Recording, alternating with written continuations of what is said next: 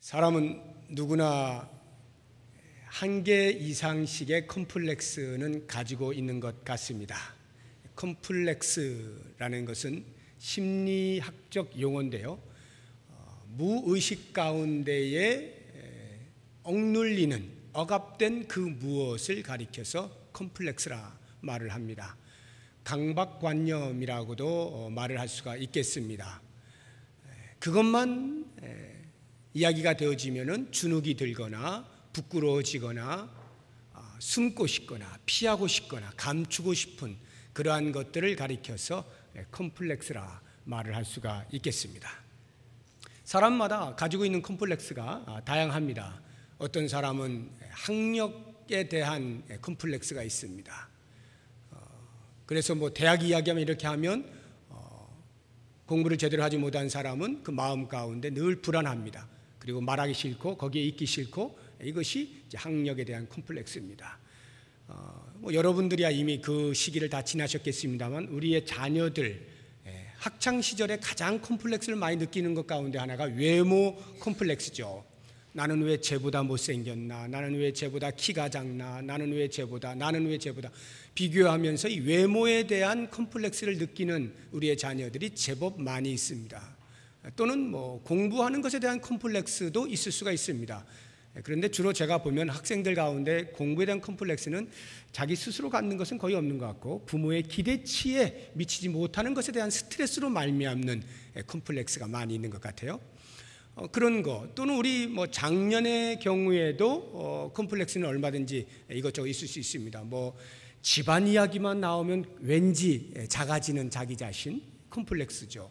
또는 어떤 혹시 출생의 비밀이 있다고 하면 그런 것들 이야기만 나오려고 하면은 과민 반응을 보이거나 하는 경우도 있을 수가 있고 또는 자녀 이야기만 하면 할 말이 없어지는 사람들은 그런 이야기 하는데 끼어들고 싶지 않습니다. 우리 집이 30평인데 우리 집이 50평으로 이사 갔다는 둥 하면은 그런 물질에 대한 고통이 있는 사람은 그게 콤플렉스예요. 그래서 말하고 싶지 않고 끼어들고 싶지 않습니다. 이런 등등의 여러 가지 콤플렉스가 있을 수가 있습니다. 저도 콤플렉스가 있었습니다. 과거인데 어떤 콤플렉스냐면 여러분 들으시면 웃으실 텐데 저는 나이 콤플렉스가 있었어요. 나이. 제가 62년생입니다. 62년 1월생인데요. 음력으로 하면 제가 61년 12월생이에요. 그래서 제가 학교를 61년생하고 같이 다녔습니다. 그러니까 제 친구가 다 61년생이죠. 어렸을 때부터 교회 생활을 했으니까 그 학교 학년으로 해서 전부 다 선후배가 형성이 되잖아요. 그러니까 62년생들은 다 제 후배고 다 형하고 이렇게 하는 거죠. 학창시절까지는 몰랐는데 대학을 들어가게 되면서 어떤 연유인지 모르겠는데 저도 모르게 이 나이 콤플렉스가 생겼어요. 나이 이야기만 하면 싫은 거예요. 제가 제 나이를 이렇게 이야기해야 되는데 그냥 62년생이라고 말하면 되잖아요. 근데 그렇게 말하기 싫은 거예요. 그래서 61년생이라고 말을 하잖아요. 그럼 그 다음부터 그 말을 들은 사람이 포함되어 있는 것은 늘 저는 이제 61년생으로 말을 해야 돼요. 늘. 사실 61년생이라고 해도 제가 틀린 게 아니에요. 반 맞는 거거든요. 그런데 제 신앙 양심이 자꾸 찔리더라고요. 야, 인마, 너 62년생인데 너 왜 그래? 제 양심이 자꾸 걸려요. 그런데도 불구하고 이 남자들은 이 나이 이런 게 있어, 이상하게. 그래가지고 자꾸 이제 61년생으로 말을 하다 보니까 점점 이 괴리감이 생기는 거예요. 이거 안 되겠더라고요.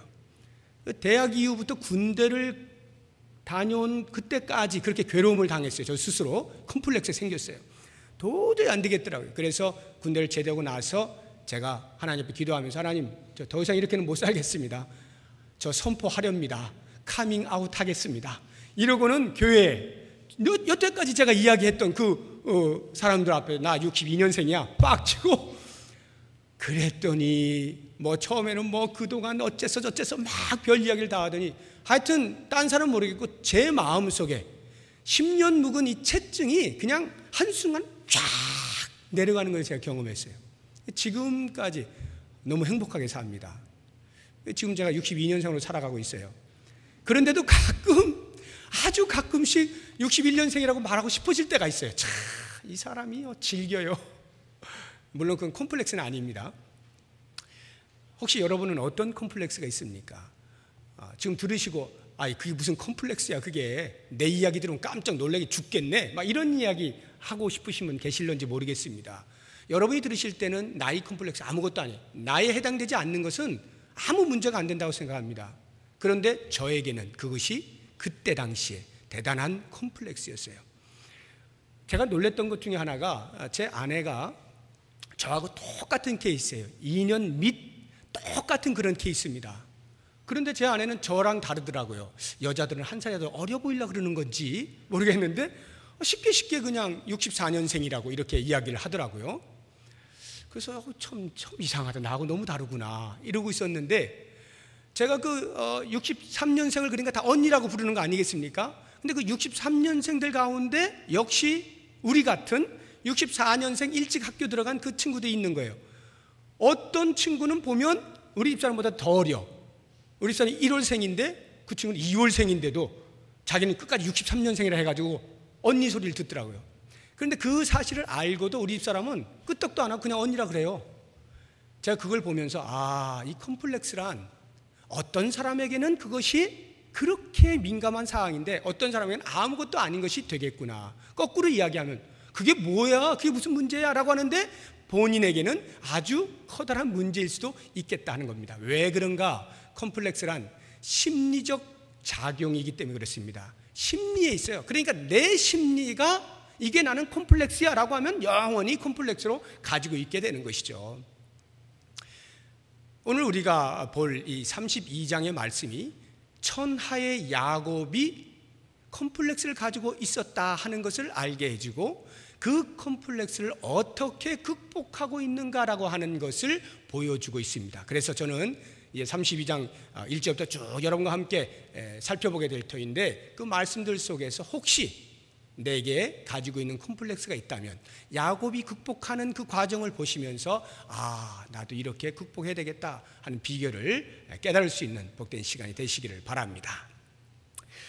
제가 이 야곱을 소개할 때 천하의 야곱이라 말을 했는데, 천하의 야곱 무슨 말이냐 하면, 야곱은 세상적인 관점에서 이 세상이 기준하여 볼 때에 저 사람 대단해, 부러워할 만한 성공자의 모든 요소들, 인자들을 가장 많이 가지고 있는 사람이라 해도 과언이 아닙니다. 야곱은 세상적 관점에서 볼 때 정말 성공하지 않을 수가 없는 그런 각종 요소들을 다 가지고 있어요. 비관한 예를 들어서 야곱은 아주 근성이 있는 사람입니다. 이 생존 경쟁이 치열한 세상에서 근성 없으면 밥 먹고 못 살죠. 금방 포기하고 안 되는 거예요. 근성이 있어야 돼요. 야곱은 뱃속에서부터, 엄마 뱃속에서부터 근성이 있었어요. 그래서 그 엄마 리브가가 쌍둥이를 임신했을 때에 야곱과 에서 아닙니까? 그런데 그 안에서 싸운다 그랬잖아요. 하나님 이거 왜 싸우죠? 왜 싸웠겠어요? 서로 네가 형이냐 내가 형이냐 그거 하고 있었던 거 아니겠어요? 안에서. 그러니까 튀어나올 때에 야곱이 자기가 분명히 더 형으로 빨리 나가고 싶은데 에서가 먼저 나온단 말이에요. 그러니까 야곱이 그 발 뒤꿈치를 붙잡고 내가 먼저 나갈 거야 그러고 있는 게 야곱이에요. 근성이 있어요. 그러니까 자라나면서도 엄마에게 네가 큰 자가 어린 자를 섬긴다 그랬어 하나님께서. 그러니까 네가 아마 큰 자가 될 것 같아 이런 소리를 들으면 자랐겠죠. 그걸 못 참아가지고 어떻게든지 획득하려고 팥죽 한 그릇 딱 준비해뒀다가 형 에서의 장자의 명분 팔아먹고요. 그 샀죠. 그리고 아버지가 축복의 기도를 할 수 있는 그 권한을 형 에서 대신에 자기가 몰래 속여가지고 받지 않습니까? 살아남기 위하여서, 자기가 목적한 것을 성취하기 위하여서 근성이 있는 것을 볼 수 있어요. 이런 사람이 이 세상에서는 먹고 삽니다. 두 번째, 야곱이 가지고 있는 성공 인자, 그것은 이렇게 표현을 해보겠습니다. 임기응변에 능하다. 임기응변. 이 세상을 살아가는데 얼마나 많은 불가사의한 일들이 일어나고 예기치 못한 일들이 일어납니까? 그때 멍청한 사람은, 미련한 사람은, 좋은 말로 해서 순수한 사람은 그때마다 맨날 치이고 당하고 얻어맞아요. 맨날 손해봐요. 그런데 여기가 잘 돌아가는 사람은, 머리가 팽팽팽팽 돌아가는 사람은 그때그때 상황에 따라서 대처하는 능력이 있습니다. 그래서 어떻게 해서든지 그 상황을 자기에게 유리한 쪽으로 몰고 가는 거예요. 그래서 거기에서도 자기가 유익한 걸 취하고, 또 어떤 상황이 생기면 또 자기를 변신시키는 건 문제도 안 돼요.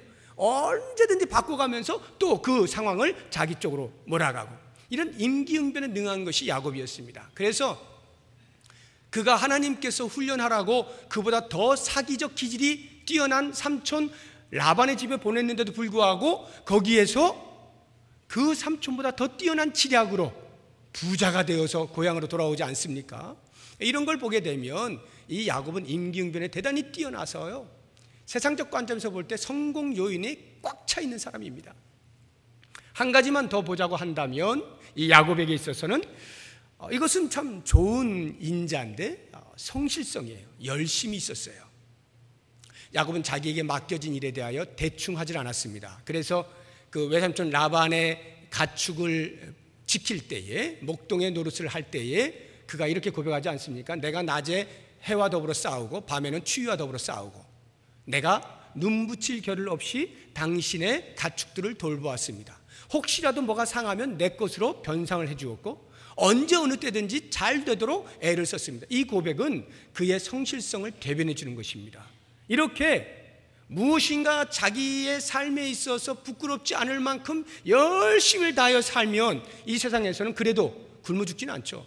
나름대로 길이 열립니다. 야곱을 보면 천하의 야곱이라 할 만해요. 그래서 우리가 신앙 다 떼어놓고 이 세상에서 어떻게 하면 잘 살 수 있을까만 연구한다면 야곱을 연구하면 기가 막힐 것 같아요. 그런데 이러한 천하의 야곱에게도 컴플렉스가 있었습니다. 야곱의 컴플렉스가 무엇이었을까요? 그의 형 에서입니다. 에서. 그래서 그는 에서의 에 하면 그냥 깜짝 놀라요. 가슴이 막 두근두근거리고 어찌할 걸 모릅니다. 오늘 이 32장이요, 야곱이 외삼촌 라반의 집에서 타향살이 20년을 마친 다음에 꿈속에서 하나님께서 야, 너 이제 고향에 돌아갈 때가 됐다 하는 음성을 듣고 순종하여 자기 가족들과 가축들 전부 재산을 다 모아다가 이제 귀향길에 오른 그 장면을 묘사한 것이 32장이거든요. 이 여정을 살펴보게 되면 야곱이 얼마만큼 형 에서에 대한 컴플렉스가 있었는가 하는 것을 잘 볼 수가 있습니다. 이 에서 컴플렉스라고 하는 것은 이런 거예요. 야곱의 마음속에 그래도 하나님을 모르는 사람이 아니었기에 자기 중심적으로 신앙생활을 하긴 했으나 하나님과 전혀 별개의 삶을 산 것은 아니었기에 이 죄의식이라는 것이 있어요. 그러니까 자기가 20년 타향살이를 하면서 그 전에 자기 집에서 형 에서에게 했던 자기의 행위들을 돌아볼 때에 야, 그때 내가 좀 너무 심했어. 내가 너무 내 것만 챙기려고 했던 것 같아. 생각해 보니까 형 에서가 참 많이 괴로웠겠다. 정말 화가 났을 만해. 라고 하는 이러한 것들에 대한 생각으로 죄책감에 시달렸을 거예요. 그리고는 이제 고향으로 돌아가려고 하다 보니까 가장 먼저 생각난 것이 그 형이에요. 형 에서가 20년 지나서 누구로 졌을까? 이제는 날 받아줄까? 혹시 그때처럼 여전히 죽이려고 하는 것은 아닐까? 이런 고민들을 하게 되면서 그 죄책감이 두려움으로 다가오는 것입니다. 나 죽으면 어떡해?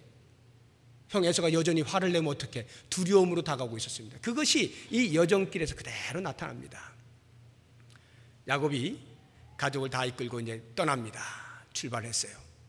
그때에 형 에서를 생각하니까 가슴이 두근두근 거리잖아요. 그래서 전령을 몇 사람 먼저 보냅니다. 너 가서 동태를 좀 살펴봐라. 형 에서가 어떠한지 좀 잘 살펴봐라 하고는 그 형에게 가가지고 당신의 종 야곱이 지금 오고 있습니다 라고 말을 해봐라. 그 표정을 읽고 그 반응을 보고 나에게 오너라 해서 전령을 보냈더니 그 전령이 만나고 돌아왔습니다. 돌아와서 어떻게 말하냐면 우리가 당신의 주인 에서에게 도착하여서 그 말을 했더니 에서가 듣고는 곧장 400명 데리고 나오고 있습니다. 이렇게 말하는 거예요. 그 말을 듣게 되었을 때에 그때부터 야곱의 컴플렉스가 작동하기 시작하는데요. 한번 보시죠. 32장 7절 보시기 바랍니다. 그 전령들의 이야기를 듣게 되어진 야곱이 7절에 야곱이 심히 두렵고 답답하여, 심히 두렵고 답답할만 하겠죠. 평소에 가지고 있었던 그 콤플렉스가 작동하는 겁니다. 이젠 죽었구나, 400명씩이나 혼자도 아니고 나를 어떻게 죽이려고 이렇게 몰아서 나오나. 그런데 여러분 가만히 생각해 보세요. 이 400명 데리고 나오는 것이 죽이려고 데리고 나오는 건지 환영하느라고 데리고 나온 건지 어떻게 알아요? 물론 성경이 다 기록하고 있지 않으니까 이 종들이 뭔 얘기를 했을는지 모르겠습니다. 화가 무지하게 났습니다. 그래서 400명 데리고 나왔습니다. 뭐 이렇게 말을 했을 수도 있고, 아니면 그냥 400명을 이끌고 나오는데요 하는데 야곱이 자기 혼자 그렇게 생각했을 수도 있습니다. 그런데 제가 볼 때는 뒷부분을 이렇게 제가 살펴보니까 에서가 야곱을 환영하고 하는 것을 볼 때에 죽이려고 했던 것 같지 않아요. 만약에 죽이려고 했다고 한다면 야곱이 이제 뇌물을 막 공세를 하거든요. 뇌물 공세를. 그 뇌물 먹고 야곱을 용서할 만큼 그럴 사람일 수가 없어요. 왜? 20년을 이를 부득부득 깔고 죽이려고 나온 사람이 그거 뇌물 먹고 야곱을 용서한다? 그건 말이 안 되는 거죠. 그러니까 적어도 400명 이끌고 나왔다는 것은 잘은 몰라도 아마 대대적인 환영과 받아들이는 이 호의를 위하여서 나온 것 아니냐, 저는 그렇게 생각을 해봐요. 그러나 그것이 야곱의 입장에서는 평소에 늘 하면은 컴플렉스가 있었기 때문에 400명과 함께 온다고 하니까 그냥 곧바로 해석을 해버리는 거예요. 이젠 죽었구나. 그래서 그가 한 것이 무엇이냐면 임기응변. 임기응변의 달인인 야곱이 임기응변을 전략을 세웁니다. 어떻게 하면 이 위기를 모면할 수 있을까? 3가지 하는데요. 그 첫 번째가 떼를, 자기의 재산, 그 가축 떼를 둘로 나누는 것입니다. 왜냐하면 혹시 맞닥뜨려졌는데 진짜 자기가 생각한 대로 에서가 공격을 해오면 두 떼로 나눠진 거 한꺼번에 공격을 할 수 없을 테니 한 떼를 공격할 때 그거 포기하고 이 남아있는 한 떼와 함께 빨리 도망가서 딴 데 가서라도 잘 살아봐야 되겠다. 이렇게 머리를 굴리고 두 떼로 나누는 것입니다. 지금 32장 여러분들 눈으로 이렇게 보시면서 쭉 이렇게 보세요. 제가 이 7절 이하의 말씀들을 쭉 풀어서 지금 말씀드리는 거예요. 그리고 두 번째 9절부터 무엇을 하느냐면 하나님께 기도를 하는 것입니다. 기도하는 것 참 좋은 거죠. 그런데 이 기도는요, 전략상 기도입니다. 지금 당장 살아야 되겠기에 하는 기도예요. 그래서 어떻게 기도하냐면, 하나님, 그때 제가 베델에 있을 때 나타나셔서 저 지켜주신다 했죠. 제 씨를 통해서 번성케 하신다고 했죠. 이 땅을 주신다고 했죠. 그런데 저 죽이시면 안 되는 거 아시죠? 이러면서 이제 기도하는 거예요. 물론 약속을 붙잡고 기도하는 거지만 아주 그 마음 가운데 이기심이 가득해 있는 거예요. 하나님, 당신은 지금 내가 위기 가운데 있으니까 나를 살려주시면 내가 고마움을 표현하겠습니다 하는 정도의 관계를 맺는 기도를 하고 있는 것입니다. 그리고 그 다음 세 번째 그가 하는 전략이 뭐냐 하면 뇌물 공세를 하는 거예요. 이 뇌물 공세를 하는데 야곱이 정말 머리가 비상해요. 한 번 먹여서 안 될 거라는 것을 압니다. 그래서 2번, 3번, 10번 찍어 안 넘어가는 나무가 어디 있어? 라고 하면서 이 뇌물 공세를요 1차, 2차, 3차 몇 차까지 했는지 모르겠어요. 계속 처음에는 양들, 그 다음에는 염소, 그 다음엔 소, 그 다음엔 뭐 낙타 막 이래가면서 계속적으로 선물을 공세를 하는 것입니다. 뇌물 먹고 안 봐줄 놈이 어딨냐 이러면서 착 하는 거예요. 그렇게 모든 전략을 다 짜고 야복나루에 섰습니다. 야복강가에 서서 자기의 가족들을 하나씩 건네보냅니다. 다 건네보내고는 결국 그는 혼자 그 자리에 남아있어요. 자기 혼자 딱 있습니다.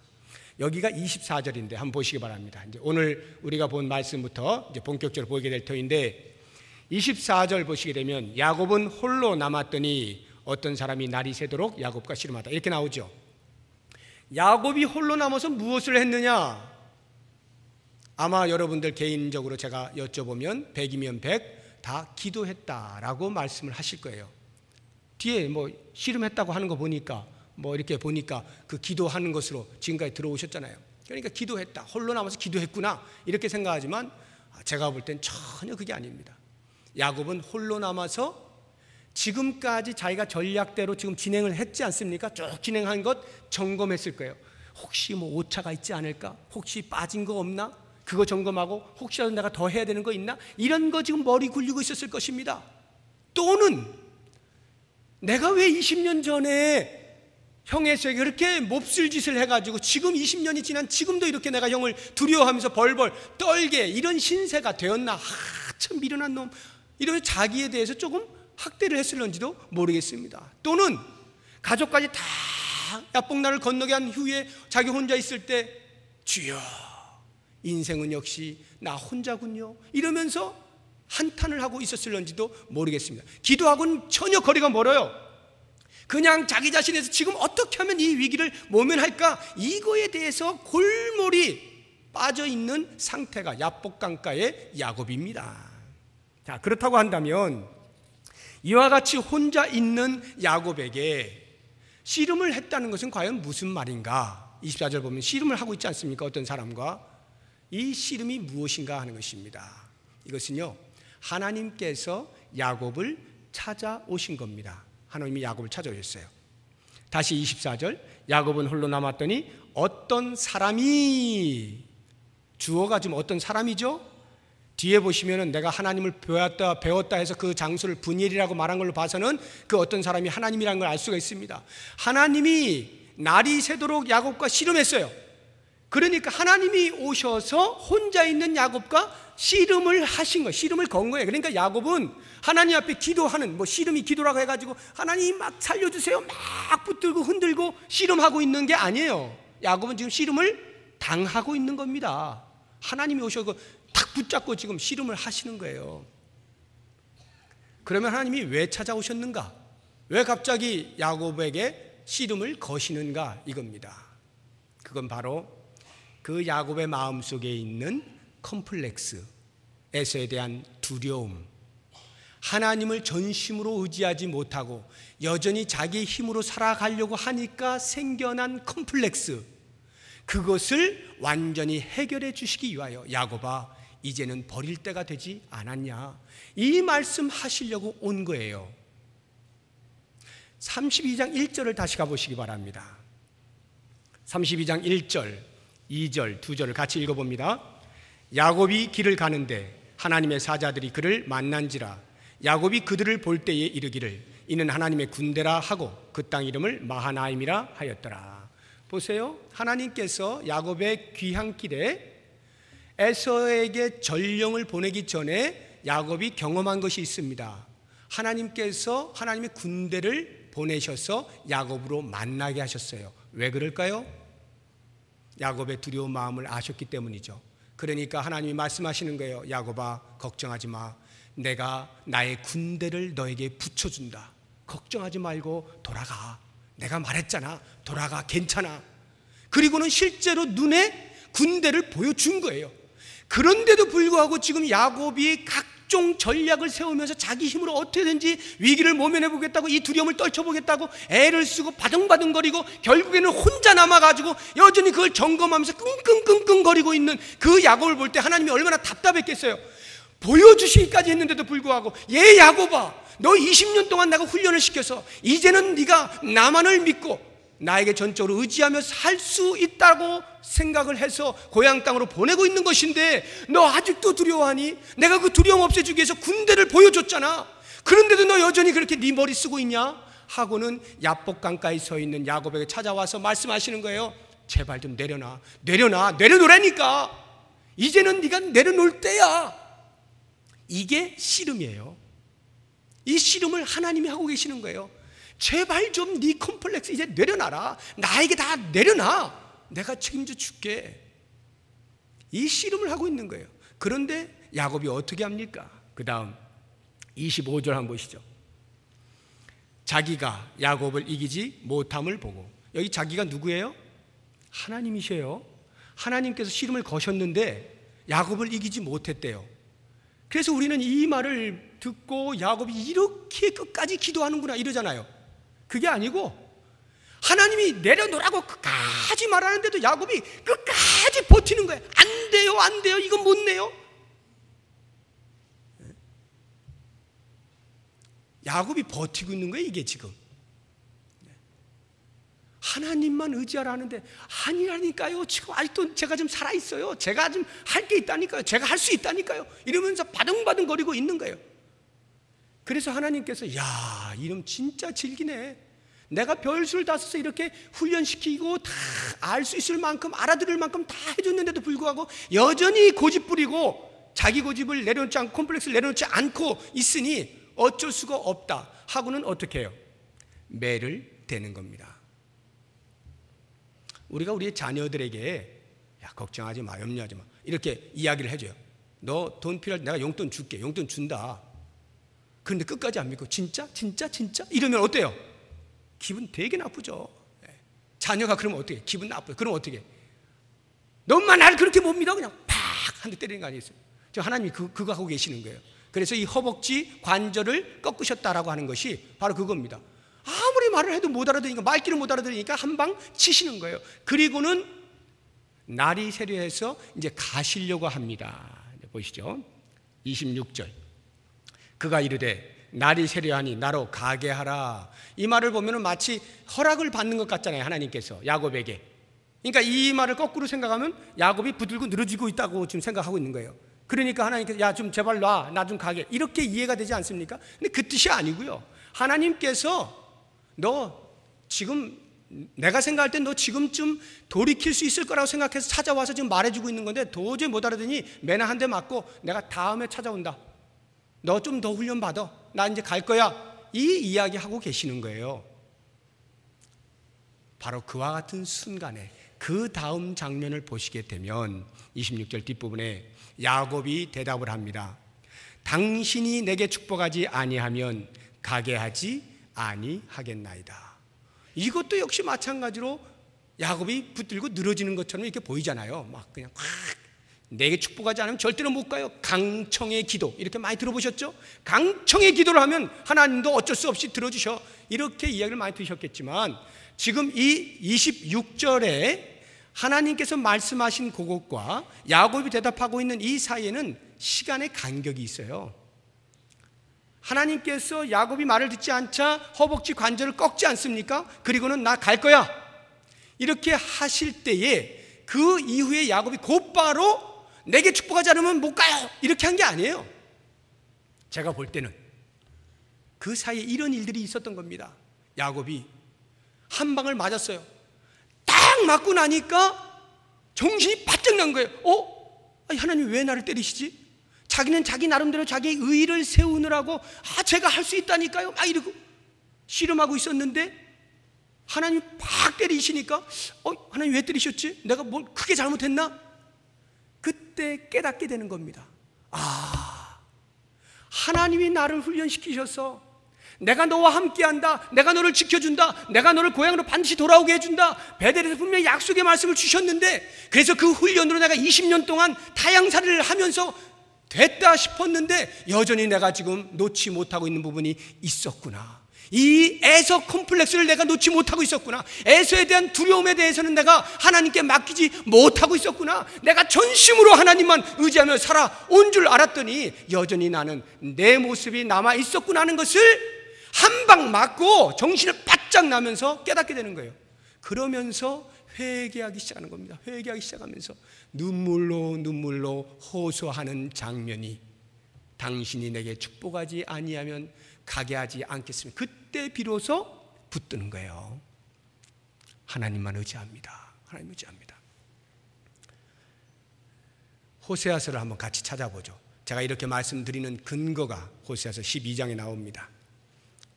호세아서 12장 구약성경 1266쪽입니다. 1266쪽. 이 호세아서 12장은 이번 주 금요일에 제가 금요 기도회 때 말씀을 전할 본문입니다. 공교롭게도 그때 자세하게 말씀드리고 오늘은 이 본문과 관련해서만 간단하게 말씀을 드리면 3절을 보시죠. 호세아서 12장 3절과 4절을 같이 한번 읽어보겠습니다. 야곱은 모태에서 그의 형의 발 뒤꿈치를 잡았고 또 힘으로는 하나님과 겨루되 천사와 겨루어 이기고 울며 그에게 간구하였으며 하나님은 베델에서 그를 만나셨고 거기에서 우리에게 말씀하셨나니. 자, 지금 이 3절 4절 짧게 설명해 놓았습니다만 이것은 야곱의 인생 전체를 지금 서술하고 있는 것입니다. 대단히 압축해서 말하고 있는 건데요, 야곱은 모태에서 그의 형의 발 뒤꿈치를 붙잡았어요. 사기꾼, 근성이 있는, 세상적으로 볼 때 성공 요인이 많은 그러한 야곱이다 이 말이에요. 또 힘으로는 하나님과 겨루되 천사와 겨루어 이기고, 이것도 보면 우리가 기도해서 이겼다 이렇게 착각을 하기 쉽지만 그 뜻이 아니라 끝까지 하나님의 권면을 받아들이지 않고 버텼다 이런 말이에요. 버텼다 이런 말이죠. 그리고 시간이 흘러 그 다음에 어떤 일이 벌어졌느냐, 회개하고 눈물 콧물 흘리고 기도합니다. 울며 그에게 간구하였으며. 그리고 그 이후에 다시 이제 돌아가서 베델에서 만나고, 이렇게 이제 아주 긴 시간이 짧게 엑기스로 말되어지고 있는 것인데 바로 이것입니다.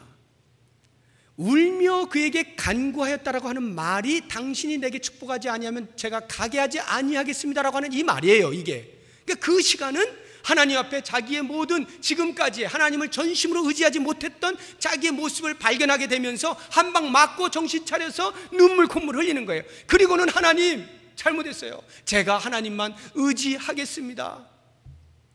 저의 콤플렉스를 내려놓겠습니다. 하나님께 맡기겠습니다. 이 고백을 하고 있는 것입니다. 바로 그와 같은 눈물의 간구를 했을 때 하나님께서 그에게 축복을 하시는데, 축복의 내용이 이름을 바꾸어주는 것입니다. 너 이름 뭐냐? 야곱입니다. 앞으로는 야곱이라 부르지 아니하고 이스라엘이라 부를 것이다. 여러분이 이름 바꾸는 것 한번 생각해 보세요. 울면서 저를 살려주세요. 이제 제가 이 모든 것을 다 주님께만 다 내려놓고 의지하고 맡기고 살겠습니다 라고 할 때 하나님께서 그래 네 이름이 뭐야? 라고 할 때 대답하는 이 야곱이 저 야곱인데요. 이 대답 속에 어떠한 감정들이 들어가 있었겠어요?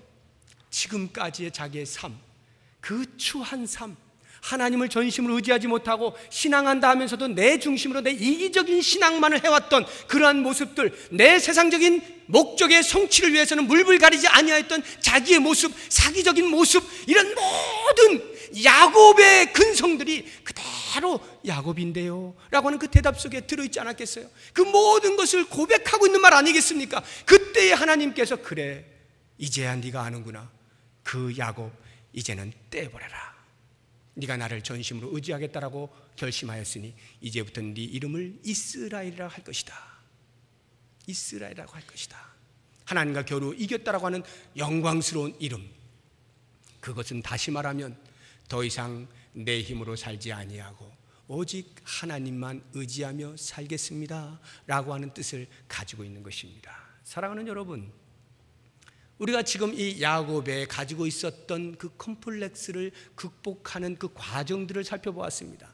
결국에는 하나님 앞에 두 손 들고 항복하여 나와서 하나님만이 제 인생을 살리실 수 있습니다. 하나님만이 제 인생 전체의 주인이십니다.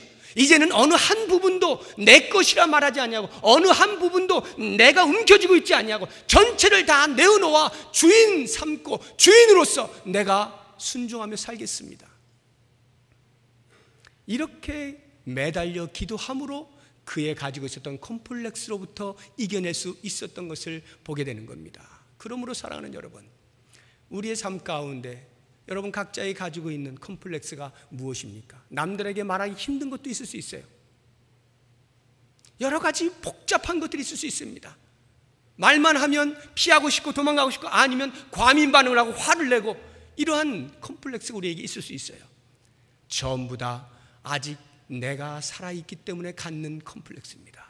내가 내 힘으로 어떻게 해보려고 하니까 그게 안 될 때 나타나는 현상이 콤플렉스거든요. 그러므로 사랑하는 여러분, 그거를 들고 주님 앞에 내려놓으시고, 주님이 찾아오셔서 내려놓으라 하시잖아요. 내려놓으라 하시잖아요. 내가 너 보호해줄게, 내가 너 지켜줄게 말씀하시잖아요. 이 말씀 듣고 한번 순종해 보세요. 만약에 이것을 순종하지 아니하고 끝까지 내 콤플렉스를 가지고 가잖아요. 야곱의 인생을 삽니다. 끝까지 그것이 내 발목을 붙잡아요. 내가 신앙생활을 열심히 하고 한때는 기쁘고 성령으로 충만했다가도 이 콤플렉스가 등장하게 되면 곧바로 식어버립니다. 열정이 다 없어져 버립니다. 신앙생활을 했던 것이 다 헛수고가 되어버립니다. 이 컴플렉스가, 내려놓지 못하는 이 하나가 끝까지 붙들고 늘어지는 거예요. 내 모든 인생을, 신앙의 여정을 망쳐버리는 겁니다. 그러므로 사랑하는 여러분, 이제는 과감하게 이 야곱처럼 맞고 돌아오지 마시고 야곱을 보고 먼저 깨닫고 하나님을 주인 삼고 주인이라 고백하고 내 모든 걸 내려놓을 때만이 하나님께서 내 모든 삶에서 누릴 수 있는 은혜를 주시는구나 하는 것을 깨달으시면서 여러분이 가지고 있는 어떠한 형태의 컴플렉스든지 하나님 앞에 울며 기도하는 가운데 하나님을 주인 삼음으로 해결하시고 극복하시고 천국의 하나님 아들 된 권세를 누리시며 살 수 있기를 주의 이름으로 축복합니다. 기도하겠습니다. 하나님 아버지, 해결되지 않는다고 신음하고 탄식하면서도 내게 있는 컴플렉스 때문에 눈물을 흘리면서도 그것을 내려놓기 위하여 하나님 앞에 눈물의 기도를 드리지는 않았던 우리의 모습은 아닌지 보게 됩니다.